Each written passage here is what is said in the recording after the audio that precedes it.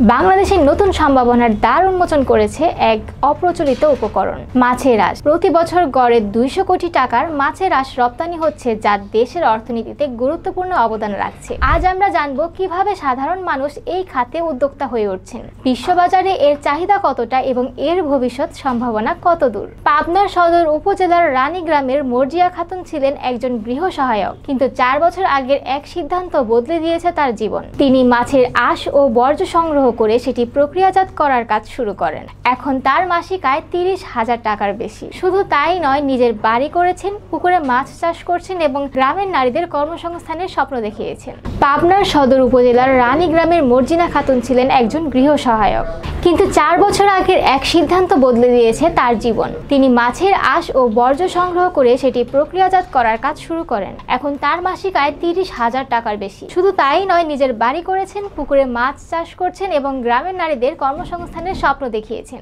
এই সফলতার গল্প শুধু মর্জিনার নয়, সারা দেশে শত শত উদ্যোক্তা মাছের আঁশ প্রক্রিয়াজাতকরণে জড়িত হয়েছেন। তাদের মধ্যে রয়েছেন যশোরের মোহাম্মদ কামরুজ্জামান, যিনি প্রতি মাসে 10 টন মাছের আঁশ রপ্তানি করেন চীন, জাপান ও কোরিয়ায়। বাংলাদেশ থেকে মাছের আঁশ রপ্তানি 2019-20 অর্থ বছরে ছিল $14.99 মিলিয়ন। 2023-24 সালে তা বেড়ে হয়েছে $17 মিলিয়ন বা 206 কোটি টাকা। বিশ্ববাজারে এর চাহিদা বাড়ছে, আর আমাদের রপ্তানিকারকের সংখ্যাও দিন দিন বৃদ্ধি পাচ্ছে। কিন্তু কেন এত চাহিদা মাছের আঁশের? মাছের আঁশে রয়েছে 65 থেকে 70% আমিষ এবং 30 থেকে 40% হাইড্রক্সি অ্যাপাটাইট, যা মানবদেহের জন্য অত্যন্ত উপকারী। কোলাজেন সমৃদ্ধ এই আঁশ থেকে তৈরি হয় ঔষধি ক্যাপসুলের আবরণ, কসমেটিক্স এবং উচ্চমূল্যের অন্যান্য দ্রব্য। অধ্যাপক কাজী আহসান হাবিব বলেছেন, যদি আমরা দেশে মাছের আঁশ থেকে কোলাজেন এবং অন্যান্য পণ্য উৎপাদন করতে পারি, তাহলে এটি বিশাল শিল্প হতে পারে। বিশ্বে মাছের আঁশের সবচেয়ে বড় আমদানিকারক দেশ যুক্তরাষ্ট্র, ইউক্রেন ও পেরু। চীন, ভারত ও ভিয়েতনামের বড় রপ্তানিকারক।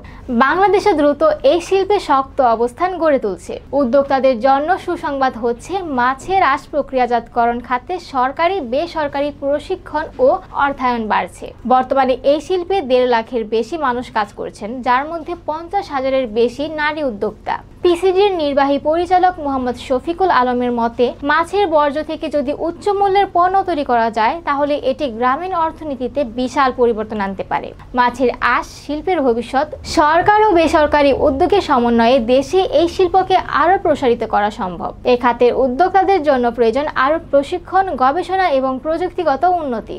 তাই তরুণ উদ্যোক্তারা যদি চান, তারাও মাছের আঁশ প্রক্রিয়াজাতকরণ ব্যবসায় নামতে পারেন।